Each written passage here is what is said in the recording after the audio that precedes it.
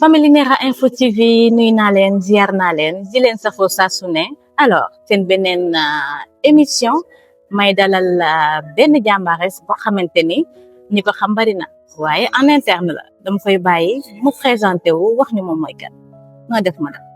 asalaamaaleykum maa ngi nuyu mbokk téléspectateur Nera TV ma lay remercier yow tamit ci invitation bi di nuyu ñëpp di leen sant voilà ma Myriam Dior consultante en psychologie spécialiste en criminologie et médiation man nag sama parcours mooy j'étais animatrice je suis animatrice de formation animatrice radio j'ai fait Dunia Sud FM par la suite XFM Dakar qui est à Dakar et si laa ñëw Maroc du hasard ñu fi pour découvrir le pays par la suite ma am amour de laa ñëwee Maroc toog bu ma ñëwee nag si laa gisee opportunité ma ay formation j'ai rencontré des personnes yi nga xamante ne en l'occurrence monsieur Nobine qui m'a fait la formation en psychologie moom moo gis man les qualités et tout mu ne ma pourquoi pas nga dem def formation en psychologie gis naa ci yow approche bi gis naa ci yow facilité et art oratoire bi aussi mën a approcher nit ñi mën a faj seen soxla donc si laa def formation bi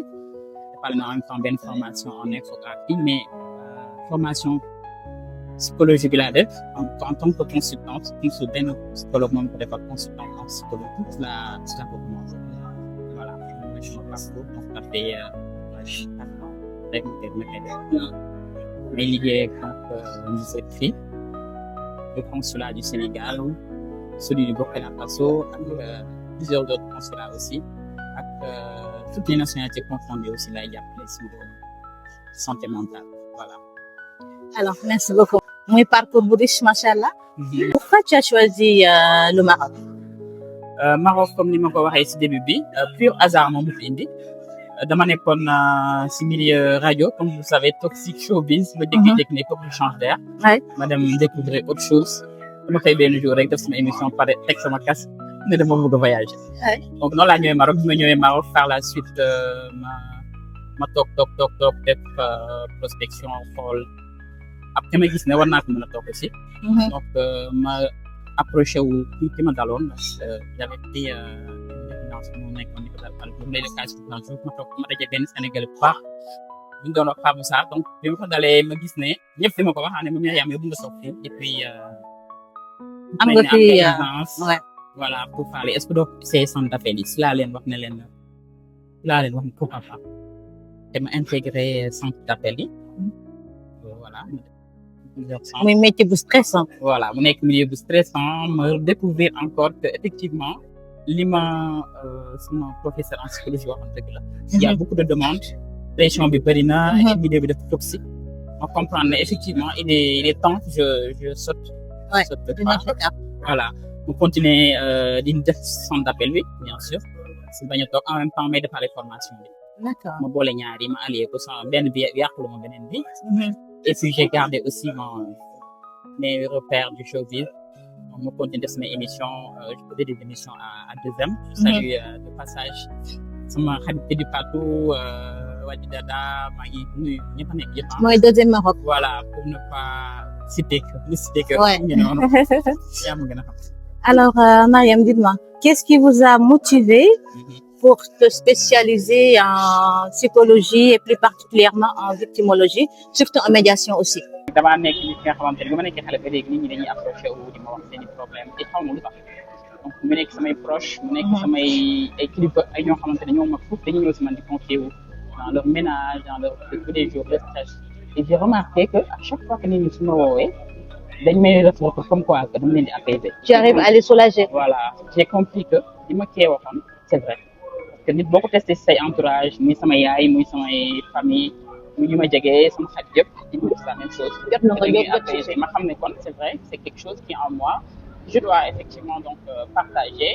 parce que nit tam boo la yàlla mayee dara da nga koy seetlu ak nit ñi. parfaitement voilà bëri na fii tamit cas yi nga xamante ni xam nañ demande bi bëri na je reçois beaucoup de cas.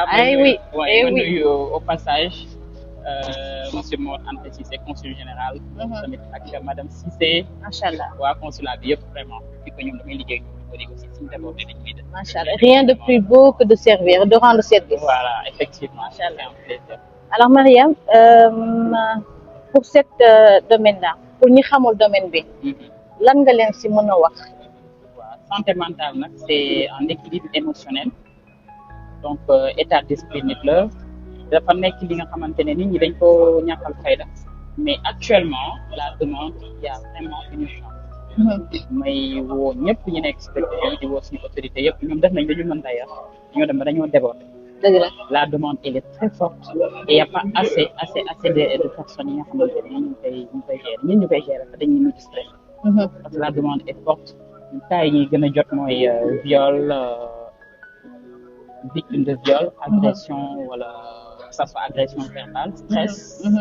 loolu moo nekk li nga xamante ne nit ñi dañuy gën a dund ci ñu nekk que ça soit le centre d'appel wala tous les secteurs en confondus dëkk bi dafa bëri ay charge mentale ñi nga xamante ne surtout les expatriés ak Sénégalais yi fi nekk ak yeneen nationalités yi fi ñëw problème bi ñu am mooy pression familiale. dëgg la parce que santé mentale stress ak dépression li koy indi mooy dafa am partie individuelle mooy manque de sommeil sédentarisme voilà l'utilisation voilà excessive du téléphone des écrans mu nekk télé mu nekk téléphone voilà et la charge aussi des charges familiales am na ñoo xamante ne par exemple fii man cas yi may gën a am ak consulat bi c'est des gens comme ça boo waxtaanee ñoom dañ naan la sama famille ñoom ma mayul jàmm j'ai beaucoup de pression salaire bi may am doyuma su ma si yónneewee du ma am ma fay sama kër wala su ma si yónneewee damay toog lan on a ce genre de cas et actuellement loolu moo sonal nit ñi ñu am ay suicide aussi j'ai beaucoup de cas de suicide malheureusement ça me fait pas plaisir d'en parler mais dañu bëri ay cas de suicide et waa consulat duñu ma weddi donc c'est le moment de parler et de sensibiliser. Exactement il faut vraiment sensibiliser xam naa ne consulat mënuñu si dara ñoom kese parce que demande bi dafa fort parce que dem naa fa gis naa nu mu fa demee. ils ont besoin de personnes qui les harcèlent bi day am ñu ñëw consulat di leen harceler il y a des gens qui viennent là-bas qui crient il y a beaucoup de choses yoo xamante ne mënoo ko sax wax si.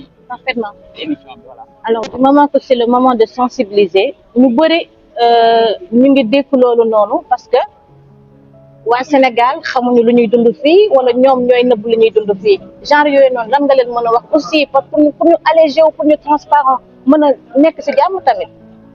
waaw li ma leen mën a wax pour ñu alléger wu mooy wax li nga mën def li nga mën. bu tëddee nelaw et puis nga expliquer waa Sénégal exactement lan ngay dund fii.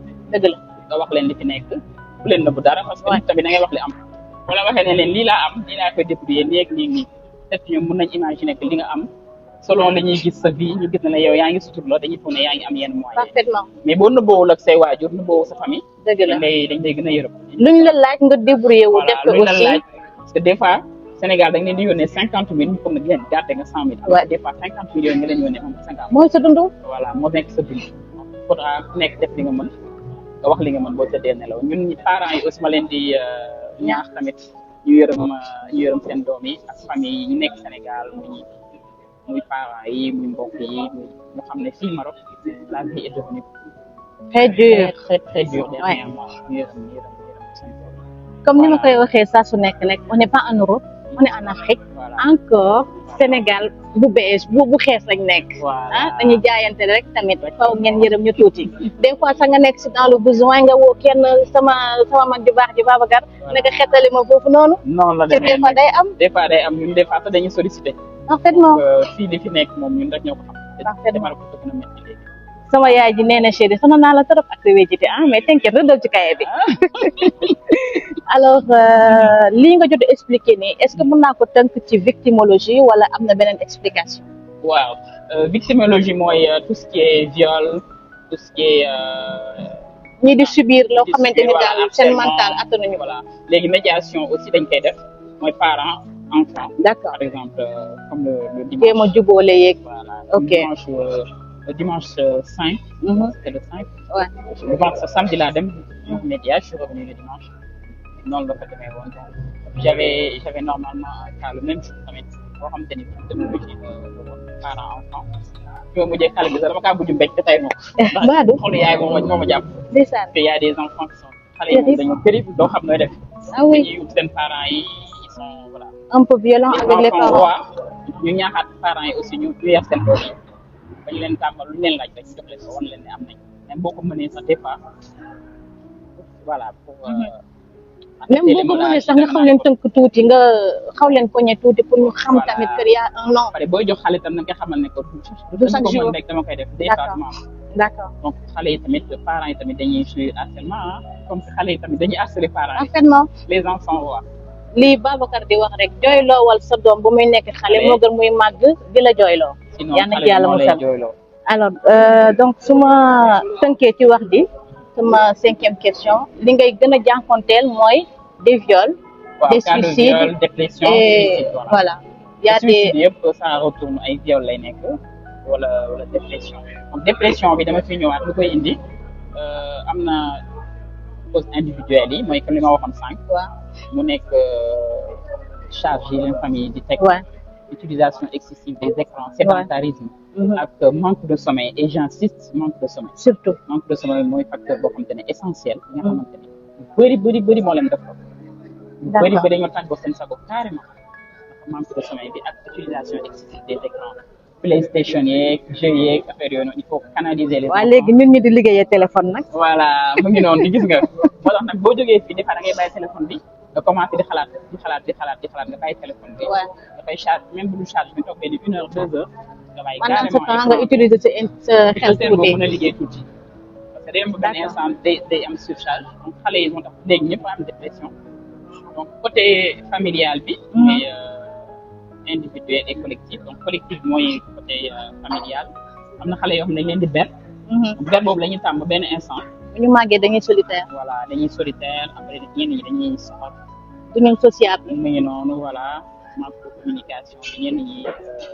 famille bi dañ leen di ber ñenn ñi dañ nekk ci famille li ñu koy waxee sax kër gu mag duñ ko ñemee bëri duñu ñemee exprimer léegi am na ñoo xamante ne seen blessure d'enfance suñu màggee moom mooy blessure d'enfance yooyu moo leen indi ay dépression donc la solution c'est le repos comme je le dis c'est bien dormir 7 à 8 heures par jour noppaleku di communiquer aussi sauf bu tee pour une personne une oreille mûre comme j'ai l'habitude de le dire personne a besoin d'une oreille attentive man mii di def traitement yi t'en as besoin dama am ay nit ñoo xamante ne des fois damay kilifa yoo xam ne su ma demee ba am charge émotionnelle bu ma dépassé dama leen ko comme ay déglu grand lay jot macha allah ñeneen jàmbaar yi grand as yem naa yu bëri ñoo xam ne mënuma leen lim ñooy laay woo wax ak ñoom ñu delloo si ma des fois damay jékki-jékki damay bàyyi lépp macha dëgg la day am waaw ok humaine muy noonu alors tout un chacun a besoin d'une oreille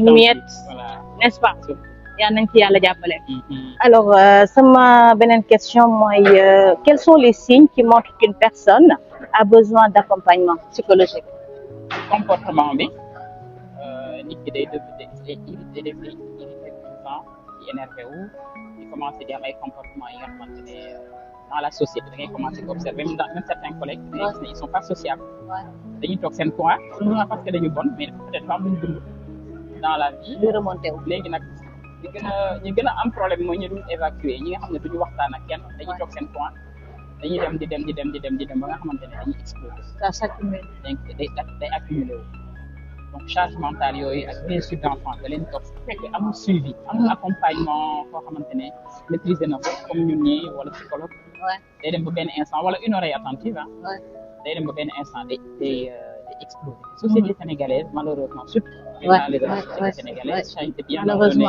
commence par soi-même dañuy juger waate donc nit ñi dañuy préférer toog ci benn coin di ko dund en silence que ñu dem ma sàmm di leen xamal trop de jugement dañ lay juger kon kii lii lay def dund ba pare mu dem toogee la ba pare du si yem day dem confier wu si keneen wax ko kooku tam nga romb regard yi topp la léegi nag loolu mooy gën a dofloo nit ñi nag parfaitement donc il faudra que ñu comprendre ñu bañ a juger waate comme on dit moins on juge voilà mieux on juge mooy li nga tënk ci question bi léegi beaucoup de personnes gardent le silence par peur d'être jugées voilà malheureusement moo ñu sonal même suñu propre famille dañuy juger parfaitement dafa réew dafa dof dafa yor jikko tubaab voilà fekk na am na lu ñuy dund dafa rëy dafa gën a fii génn te fii nit ki xamu ko et il y a beaucoup de femmes qui souffrent ici aussi ñu nekk ci ménage boo xamante ni c'est vraiment toxique ñu ngi leen di dóor ñu ngi leen di saaga ñu ngi leen di torturer charge mentale bi et tout ça ñoom ñëpp ils ont besoin d'oreilles attentives oui et vous êtes là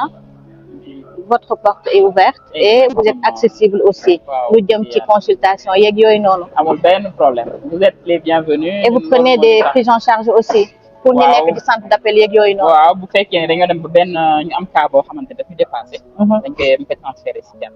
d'accord boo xamante ne dafa commencé di déconné carrément loolu daf may dépassé donc si jàpp laa koy jox. d'accord.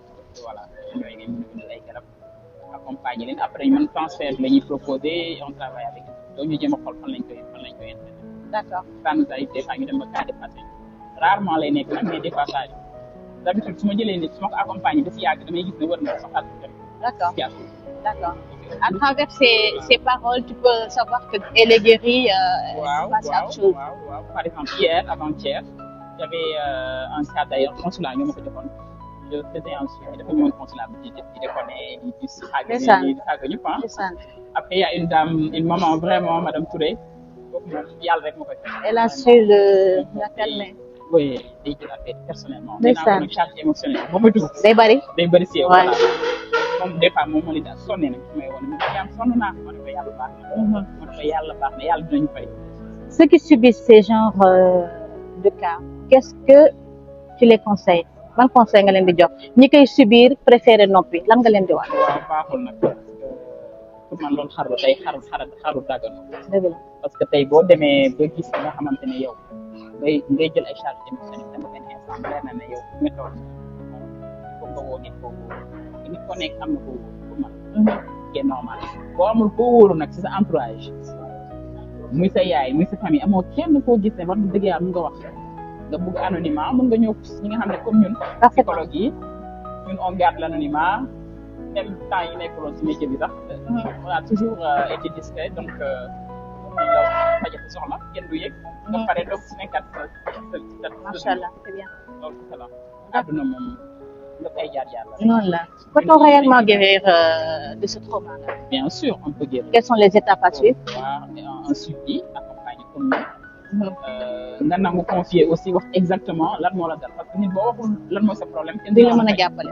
am na ñoom dañuy ñëw wax la génn wàllu problème bi bàyyi li ci des. mais poser des questions di gas ba gis ne des fois ay blessures d'enfance la. ñenn ñi ay pression familiale la ñenn ñi boo xoolee ba ci biir c'est des personnes. qui sont sédentaires dañuy toog seen temps di wax ak kenn. d'accord ñooñu ñooy gën a am problème de dépression. d'accord voilà ak am na ñoo xam tamit dañuy bëri yàlla na leen na toll. d'accord en tant que psychologue et maîtresse de cérémonie comment parviens-tu à concilier les deux univers? waaw comme que ñaari sama passion la. sama rajo communication mooy sama passion. deuxième bi mooy tout ce qui est accompagnement psychologique moom ko santé. parce que ñaar yëpp dafa lié. dafa lié waaw liggéey bi ñu doon liggéey aussi des fois da ngay toog nit wala rajo wax jooy expliqué nga jëlaat suuf. wax ak accompagner ko donc loolu yàgg nañ koy def. mais de façon formelle lañ nekk di ko def nii. donc accompagner les deux c'est joindre l'utile à l'agréable parce que ñun bu ñu jëlee charge émotionnelle ñun tamit dañuy soxla benn moment de détente. waaw moom moo ñuy dimbali. parfaitement parce que yéen tamit ça vous touche à un moment. voilà donc moo tax des fois souvent événement Pape Sidi lay dem. d'ailleurs j'en profite pour remercier ko bu baax vu que man may manager. le choisi du peuple. voilà l'artiste du peuple. daanaka dëkk bi maa ngi koy. ñoo ngi sa ginnaaw ah. waaw maa ngi koy nuyu de passage voilà yow moom wax dëgg yàlla jigéen bu baax nga. kenn di yow yaa tamit bokk nga ci. bokk ci jigéen ñi bokk ci yaay yi comme man ni ma ko nekkee. et y en a beaucoup d'autres Awa Ba. dëgg la la liste est longue. macha allah voilà alors pour conclure ban message d'espoir nga leen di transmettre. ñu gëm ne àdduna jeexul. te képp koo gis rek am na passé man mii di leen faj am na benn instant boo xamante ne lépp lu xalaat bu idée bu bon amoon naa ko parce que j'avais vécu des périodes yoo xam ne ñàkkoon sama rakk ci dëkk bi. je me suis retrouvée toute seule avec un corps une personne décédée ci samay loxo. je pense que loolu dara gën ko métti. loolu moom ak may force bi nga xamante ne mën naa tey mu gën a dooleel ma xam ne am na ñu nekk sama cas te leen accompagner. dëgg la donc lépp loo gis day jeex donc ñun du ñuy faj nii sax dañ lay waxaale ne la. boole waali ci tamit li ngeen di wax yéen musulman yi tawakkul du loolu. voilà dégg boo fajoo tamit da ngay tegaal lépp si loxo suuf. dëgg la yàlla moom moo am dernier mot. lépp moom tant que yaa ngi koy wóolu rek solution day am. dëgg la voilà te xaaru daga moom te toog ak sa naqar xaru la ko. dëgg la kay alors merci beaucoup ma belle. merci à est-ce que tu as des projet d'avenir loo yaakaar ci kanam ubbi cabinet Sénégal ou bien fii. waaw fii nag bëgg nañ ci ubbi cabinet fii wala Sénégal mais fii moo gën a wóor. moo gën a wóor ci démarche yi et tout. D'accord. Comme fii moom dafa xaw a métti côté Gars, on a besoin de vous. beaucoup de conditions la lay tegal mais daal gars yi nga si jàppale ñu ngi def nànk-nànk ci xàll yoon pour l'instant suñu consultation yi c'est en ligne. D'accord. ëpp je me déplace pas. Ah oui. fekk nit sans me déplacer donc. Par WhatsApp ou par vidéo? téléphone kese. Ah oui. téléphone te y a des personnes du ma wax ak ñoom téléphone sax ay messages rek laa leen di envoyé. D'accord. di xool seen Suivi. publication. ku ci am souci rek texte la nga waxtaan via ak les moom delloo ci leen. publications des réseaux sociaux tu peux détecter le mental de la personne. Parfaitement. te des fois nit day posté nga xam ne topp. kii dafa am idée dépressive. Elle a besoin d'aide. Il y a des personnes yu ma jege yoo xam ne ils étaient dépressifs xamuñu ko. Mhm. da nga leen di woo nga dalal leen. Voilà, donc en ligne on peut le faire. Mhm. En présentiel dañuy déplacé wu mais lu si ëpp daal en ligne bi moo ñu gën a. Je mettrai ton numéro et tes contacts pour te joindre. Avec un grand plaisir. maa ngi waaye maa ngi tutoyer parce que xam naa ne du yow kese am nga équipe derrière. oui non yu lay jàppale bu baax a baax. effectivement MC Consulting. Mhm. maa ngi nuyu ñëpp waa MC Consulting yëpp maa ngi leen di nuyu di leen sant di nuyu ñëpp ñi ma jege ah ñi nga xamante ne dañuy liggéey ak man ñi nga xam ne dañu ciy jàpp aussi saa yu ma amee ay cas de dépression ñenn ñi dañuy xataraayu des fois dama koy am sama càmmi ñi nga xam ne des fois ñu may jàpp balaa ñu may damal sama faare. Masta yàlla la yàlla dooleel. maa ngi remercier Babacar Raxal dëgg yàlla kooku sama càmmi bu baax la moom aussi ñu may jàppale bu baax a baax a baax may nuyu ñëpp ñi ma jege di nuyu sama xarit yi di nuyu voilà Fat Ndaw di nuyu Awa Ndiaye di nuyu Madeleine ñëpp daal aw ma kenn mënuma leen ku lim jëm ak Awa ak maa ngi nuyu aussi Anna Mbaye toutes les personnes qui nous sont proches je les salue et je salue exclusivement aussi monsieur Abdoulaye Diop ak mon frère Ballam Un grand homme de grands hommes. voilà baax Dëgg la. xamante ne rëyul Dëgg la. oyof na te texe nañu bu baax Et d'ailleurs merci à Grand Balla c'est lui qui m'a mis moo waral lépp tey moo waral relation bi tey. sama xarit boobu noonu maa ngi koy sama xarit de grande valeur maa ngi koy remercier bu baax a baax a baax di ko ñaanal jàmm le grand journaliste en tout cas merci beaucoup Nera TV voilà émission bi neex na macha allah et puis voilà. Merci à toi aussi le temps est trop serré mais n'empêche xajal nga ma si tuuti may nga ma benn brèche bu ndaw. avec un grand Je te remercie du yom fii de du yom fii de dañuy continuer dama ñëw consulter aussi. et Alors un grand merci, Merci un beaucoup grand à merci. tous. Balla et les grands hommes noo jàmbaar di si waajal leen le 7 août inch'Allah rabbi avec BG Prod et lu ndaanaan Demba Guissé fii day waaj séeréer yeeg joolaa yeeg soose yeeg ñëpp a ngi ci mbaa yow pare nga. ci biir pare naa loolu dañuy kon baax na dañuy wàcc stress bi dafa bëri. coono bi dafa bëri. détendez-vous coow li dafa bëri. da leen génn détendez-vous génn leen ñu ka fooree après ku nekk duggaacur ka mettiwul. àddina yàgg ah li ngi noonu di remercier sama caméraman monsieur Diba. Ah, de remercier la maison Nera avec ses parfums, ses huiles parfumées et ses extraits de fragrance. Et Médecine Food se tourne ndar-ndar bi togg rek lay def ah man la.